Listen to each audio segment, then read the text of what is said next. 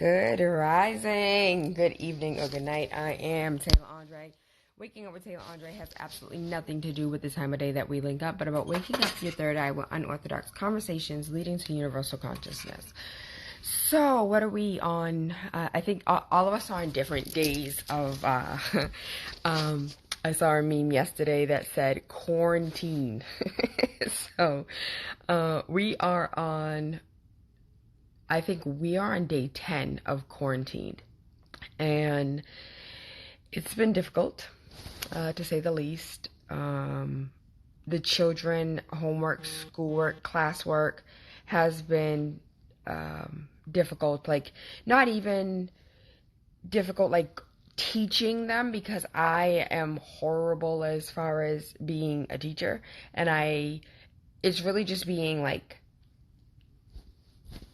Hitler and like, did you do it? Is it done? Let me see. And they are like, yeah, I did it. And then you gotta go and fucking email teachers like, did they do the work they said they did? It's just like, well, actually, there's a couple things missing. Well, I have to come back and be like, yo, your teacher said, well, like, that shit's annoying. Don't tell me you did some shit that you didn't do. I want to choke the shit out of you right now.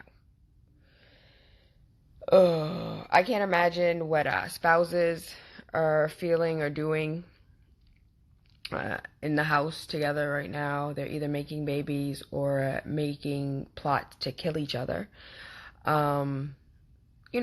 It's it's trying times right now during quarantine. I know specifically me and Baby Rain about to fight because he already is attached to his mommy. He already wants to be inside me. Like, like I'm pregnant all over again. He wants to be on his mom, whether it's on my hip or on my back, or just like he wants to be me. So I get it. I did it. I created this. But he's also now battling a fever, and he's been to the doctor. He's good. Right? Pieces, blessings, health, love, we accept, but he's good. And aside from that, we are at odds with each other because he is 18 months and wants to be inside his mommy. And I want to be left the fuck alone. I have to do work. There's, you have to beg for time. Like, can I please be left alone? Can I please have me time? Can I please not have to be together all the time with you? Please. People think that you're supposed to cook breakfast, lunch, and dinner and feed them and make sure they're belly full. And, these are trying times. And so we are going to go live as soon as he logs on, One Step Punchichiman, with Enrico Manalo. And we are going to be discussing conflict resolution. And what does that mean? What does conflict resolution mean? How do you conduct conflict resolution within your house? How do you conduct conflict resolution when you over here trying to tell your coworker that per my last email, bitch, I know you read the shit, or apparently you didn't, because per my last fucking email, what I said was, and you still ain't hearing me, you still ain't getting it. So, that's conflict resolution too. Because you want to come out of quarantine and go see about her and find out how is it that I keep emailing you the same thing and you're not understanding when I'm emailing you. Like, I don't get it. How don't you get it? So per my last email, Mom, you must know my son for real. You must know him for real. And if you took a look at any of the videos that I posted, like, Anari's over here lawnmowing me with kid toys. Like, it's truly ridiculous right now, right?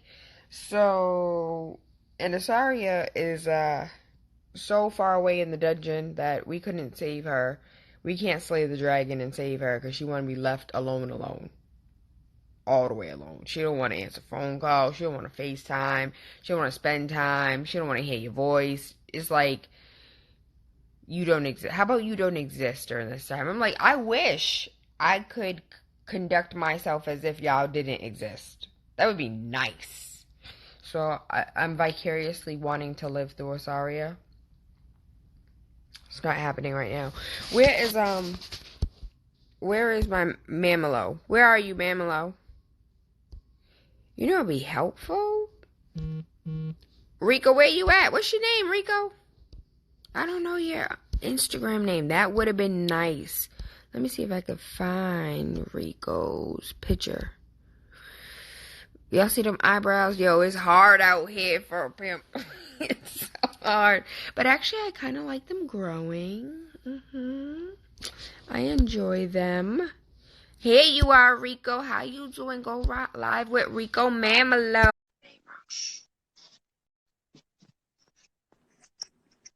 Rico, good Hey, rising.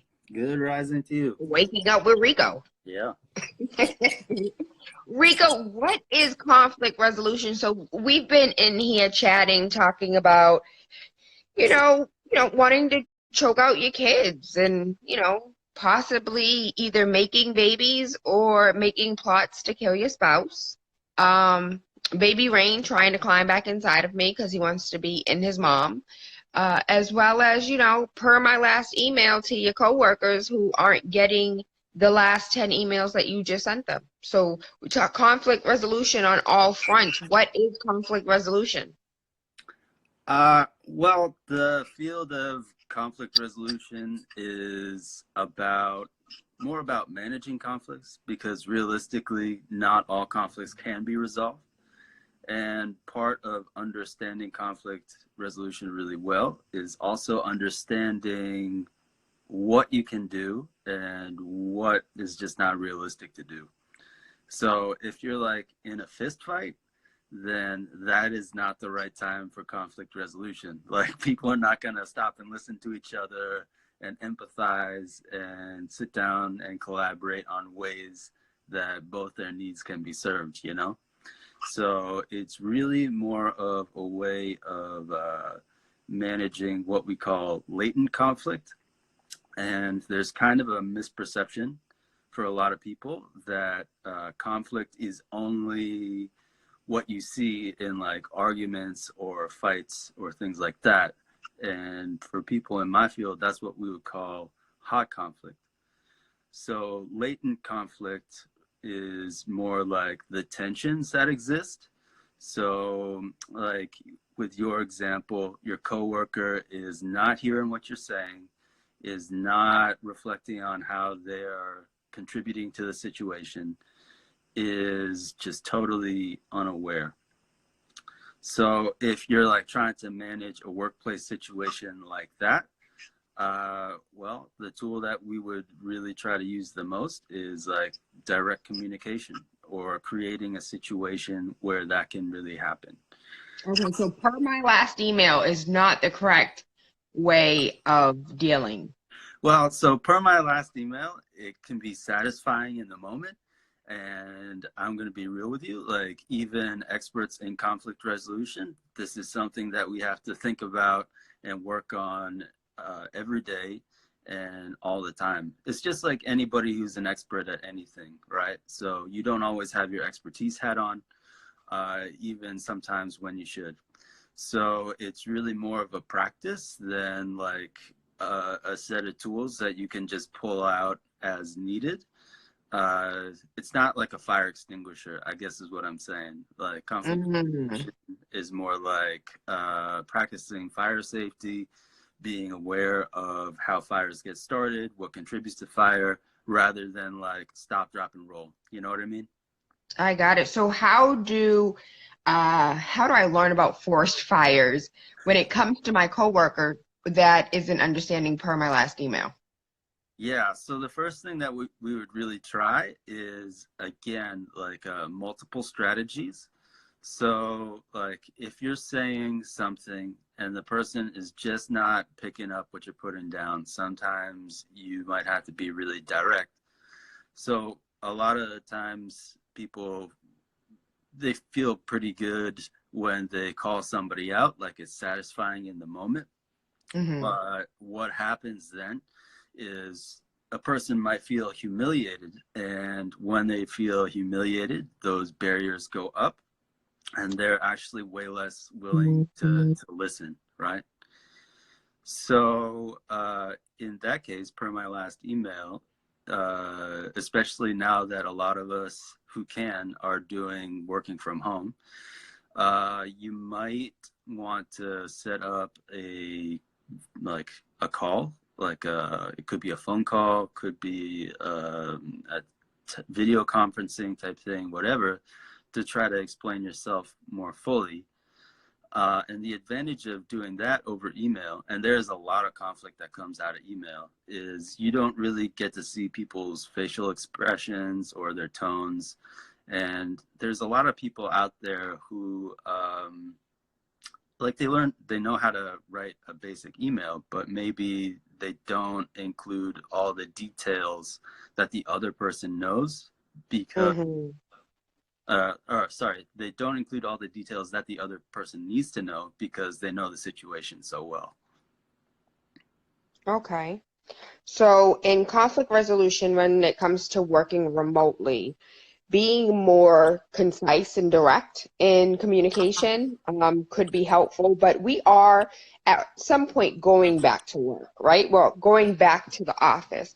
And so how does conflict resolution, we'll stick, we'll have that conversation another day, as far as like how would conflict resolution work while you're back in the workplace, after maybe having a conversation during remote work, and you can feel there might be a little tension when we get back into the office. Mm-hmm. How would you deal with that, like immediately, like the stop, drop, and roll versus trying to go to work with a fire extinguisher? All right. Well, let's kind of shift a little bit. Like you have kids, right? You have three kids. So they're all at different ages, and because they're at different ages of their development, their understanding of the world and the situations that you encounter is really different from yours. So you've got like all this life experience and background knowledge that they may have or may not have to different degrees. So this is really where putting yourself into somebody else's shoes and trying to understand how they're thinking about something can be really helpful. Um, Another thing you could do more directly is, instead of as per my last email, you could try to restate the information that you're trying to get across in a way that they would understand. That could mean like trying to directly relate it to things that you know are on their mind, that are going to be at the top of their mind in figuring out their work. Mm. Okay, so what I'm hearing is you might have to dumb it down a little bit, and give all of the information because you may be so drowned in the circumstance that you can't see yourself not explaining what water is, right? That could be, or also they might not be really picking up on it because their mind is totally on something else, and so they're not seeing how water relates directly to what they've got to get done on their end first, right? So it's not a priority to them. So finding ways to link it to their stuff so that it can become a priority is one strategy. Okay. And as far as children are concerned, we during this time, as parents, I'm speaking on behalf of all parents, that A, are doing homework, B, you know, we have multiple hats right now. So not only are we parent, but if you're a single parent and you have another parent that lives elsewhere and the child, commutes back and forth to both parents' house, like your mom and dad, and your educator and your the MBTA worker, like you're everything. You're freaking recess, like, and you want to choke the shit out of these damn kids. What is the conflict resolution as far as like space, like understanding I need space, conflict resolution as far as, you know, giving you the space that you need to do your work while still being a hover mom and making sure that it's actually done. So if I hear what you're saying correctly, is there's like a bottleneck where if we're looking at your time and your many hats as a resource rather, or resources, what you're saying is that you only have like a limited bandwidth to do all of those things, and you have to get things done that your children are not really aware of because it's not part of their world. Is that correct? Yes, Rico, that is exactly what I meant. Okay, so like one of the most, I'm going to get a little academic here, but I'm going to say it as straight as I can. One of the basic underlying theories of conflict resolution is what we call realistic conflict theory. And basically, what happens with different groups of different people, or even just different individuals, is if you, again, to use the example of your kids, if like they can all be sitting and hanging out with each other and having a great time, and they're all like together and getting along, right? But the minute that there's some kind of resource that's introduced that they have to compete for, suddenly they're not on the same team anymore. Suddenly they're all different sides, right? And because Were they're, you here when we broke out the ice cream? Is that what? Were you here? well, so this theory was really supported by, there are a number of experiments that were done, and one was called, the most famous one, if you guys want to look it up, is called the Robbers Cave experiment. There's two psychologists who were married to each other who did this at like a summer camp. And what they found was all the kids, they were all like equal in most respects, and they had no reason to be in conflict. And actually, before the experiment, they were all like friends, but they chose kids like they said at random. But what they did was they figured out like who was friends with who, and they put them on opposing sides for a game. And then they introduced this idea like, okay, so whoever wins is going to get some kind of prize.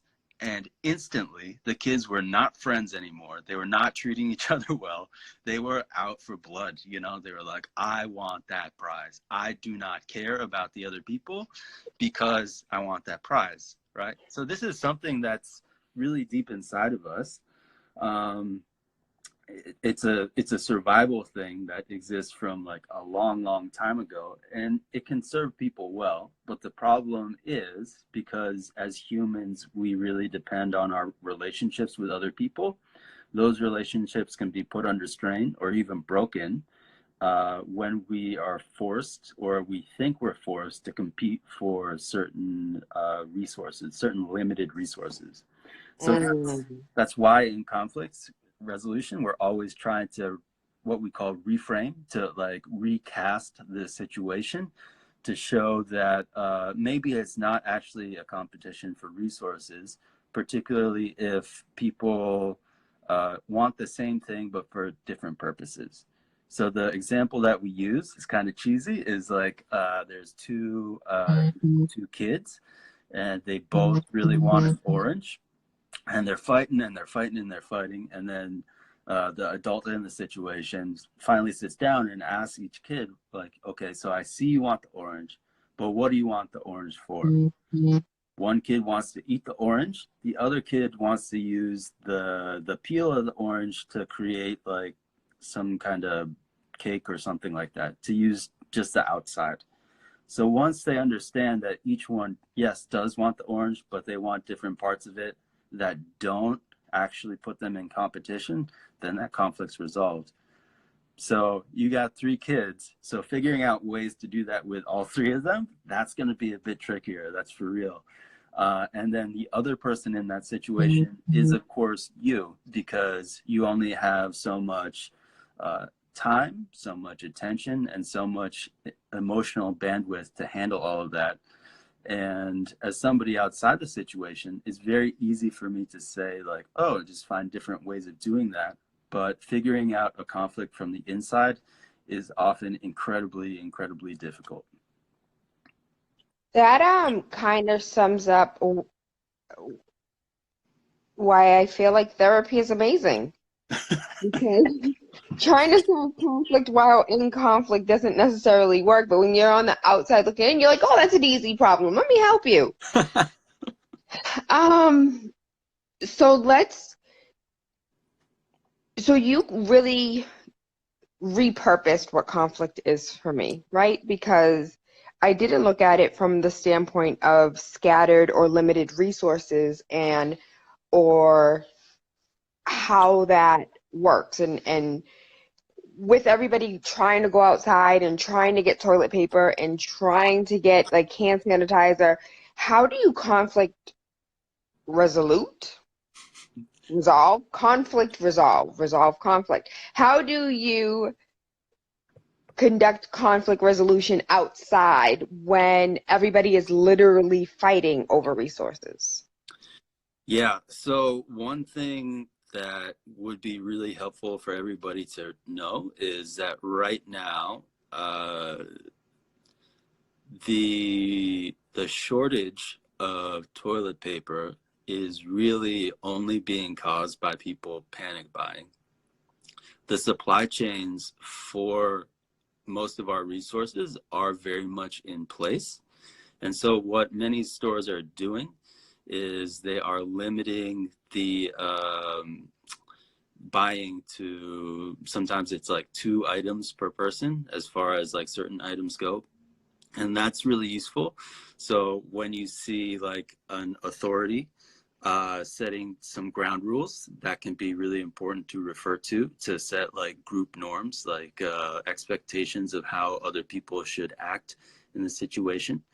Um, Also, like Amazon is trying to really get rid of people who are flipping toilet paper and stuff like that and hand sanitizer and trying to make a buck off it. So that's also a powerful signal.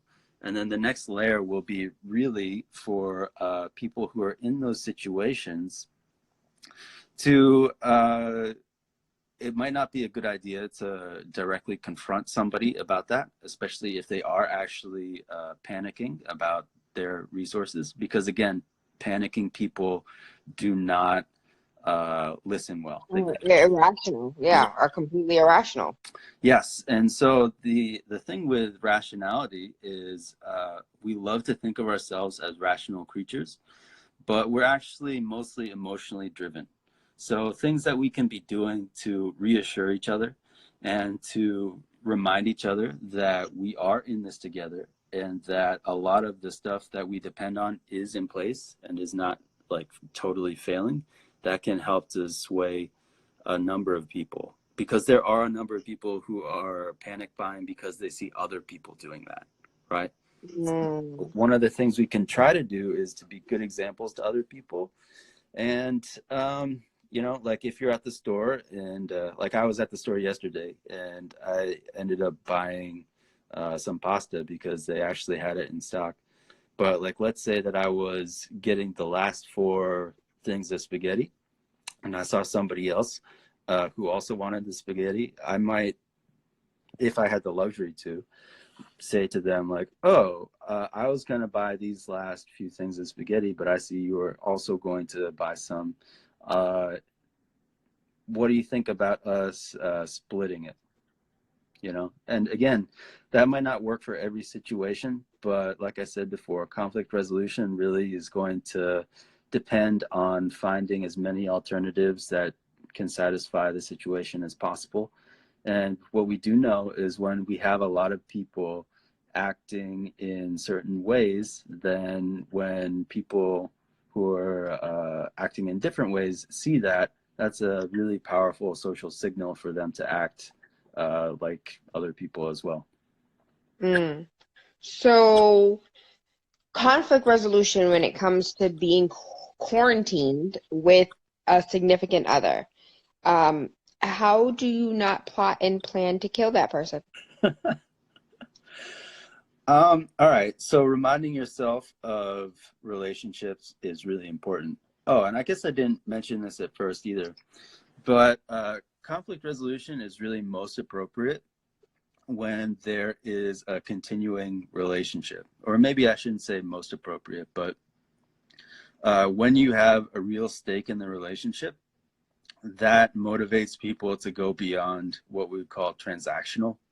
So like if you're buying something from a shop that you've never been to before, you have no real commitment or relationship with the person who's selling it to you, and you might never see them again.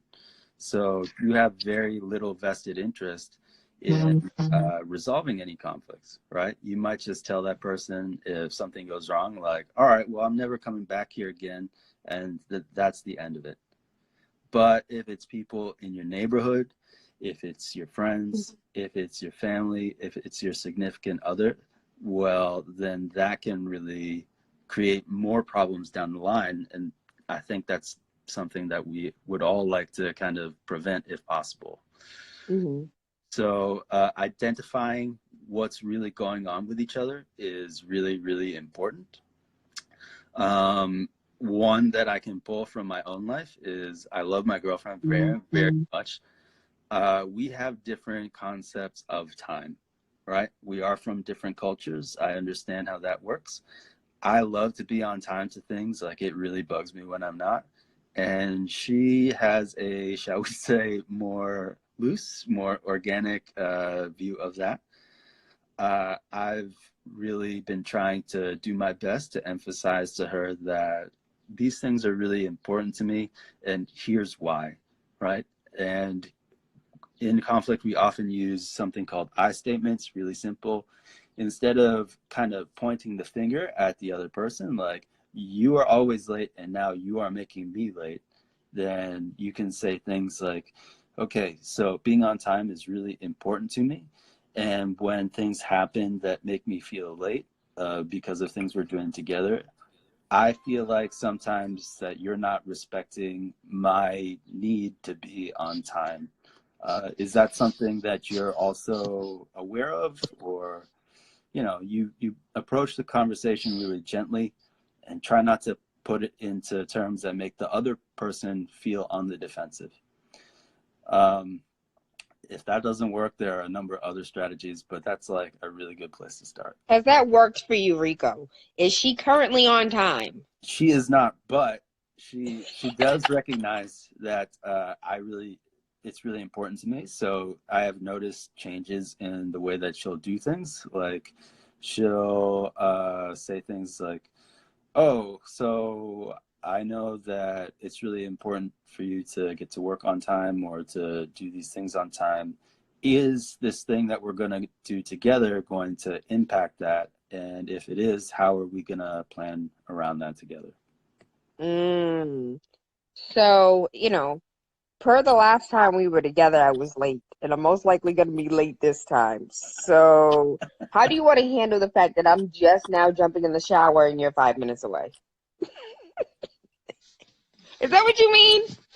No, I mean, it's like, so with relationships, especially these kind of, partnerships, figuring out how there's room for everybody in the relationship is what's going to make it work. And we know that when people can't figure that out, that's when relationships end. Mm, okay. So, conflict resolution just seems to me as if it's like just really communicating. Like any type of conflict with anybody, regardless of relationship, is all about communication and communicating clearly. But a lot of times we as humans don't communicate clearly. We beat around the bush. We don't want to hurt people's feelings. We think that if I tell you the truth about how I'm feeling, it's going to put a strain on our relationship, or it's not going to be beneficial, so I might as well bite my tongue. So, how do you resolve that conflict when you're struggling internally to say the right thing while also being authentic to yourself? Yeah, I mean, that's really, really difficult. And if I'm going to kind of capture that in a nutshell, this is kind of where that sensitivity or developing that feel for when conflicts are resolvable versus not comes into play. So if you're really, really doing your best with somebody that you're in a relationship with to express yourself or to get them to understand and they're not hearing it, that might be a sign that it's not really something that can be resolved. On the other hand, if you're really, sometimes you're going to have to ask people or let them know that the only way for you to get the information out there to them is to be direct. But that can be done in several different ways. So sometimes writing it out and having somebody read what you wrote can be Mm. powerful because sometimes, especially in conversations, what people react to is not always necessarily the precise details or the content of what you're saying. It's how you're saying it, right? And so if they hear anger in your voice, it might be anger at the situation, but they're going to perceive it, or they could perceive it as anger directed at them. And because of that, their defenses are going to go up. And like we talked about earlier, the defenses go up and then listening stops. Mm-hmm. Okay. Last question. Conflict resolution. You do your best to be clear, to be concise. This is what I need. And this goes for any relationship, right? Mm-hmm. Your children, I need you to clean your room. Your spouse, I need attention. Your coworkers, I need help on this project. But you're being clear. You're being extremely concise. You have written it down, and it feels as if you're being blatantly ignored. What is the next step?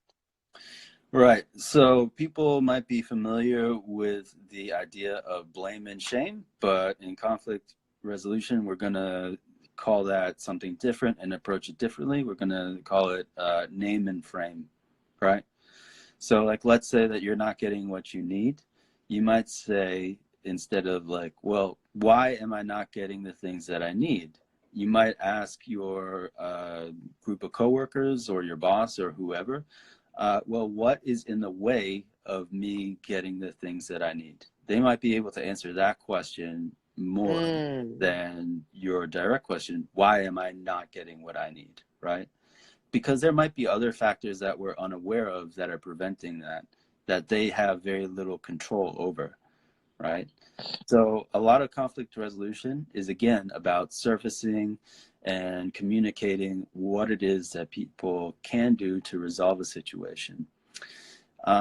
And often in conflict resolution, especially at a very high level, when it's like things between countries or like groups of people in different parts of the world, you might have to do a lot of things to change the situation before the conflicts that actually exist can be realistically resolved. So this is something that we use often in like diplomacy and international relations. And like often when people can't really move on a conflict, it can be because there are certain needs of theirs that are not being met for any number of reasons. So if we can find ways for their needs to get met on a different end, they might be able to move something on the conflict that exists between them and us. mm. So, okay, I'm thinking about this. So, you can't clean your room. Like, help, I need you to frame this question for me, okay? Okay. What do you need in order to clean your room? Is that the question? Okay, so if we're thinking about that, like, is it only that you want the room cleaned, or is it No, that? I want it consistently clean. Like, I don't want to clean today and then that shit's fucked up tomorrow. Like, I want this bitch to look immaculate every day. Okay, Just like the kitchen, the dishes are done every day. There's no dishes in the sink. So why are there clothes on your floor? okay, so let me ask you this. Is your underlying concern about the overall appearance of your home, or is it something else there? I think I just like my home being aesthetically pleasing. Okay, so that's an important value for you, right? One thing that you could kind of use with your children is you could show them the effort that goes into keeping everything clean, or have them actually clean other stuff with you, right? Another angle that you could take is, and this would probably be a little bit painful, but you could let the house get really dirty, and you could kind of do the thing where it's like, okay, so if we're going to follow your example, well, this is what the house looks like, and is this a comfortable space for you to be living in? And if it's not, what is it that we can do to fix this? I'm quarantining at your house, Rico. That's what we're gonna do. During that experiment, I won't be here. Well, actually, it's funny because I've tried both ways. And the first way of, you know, help mommy clean. This is how I clean. This is why I clean. And they know that like I'm the eldest of five. So I was the one cleaning up after everybody. So I think it's like, let's do this teamwork together so that not one person has all the weight on their shoulders.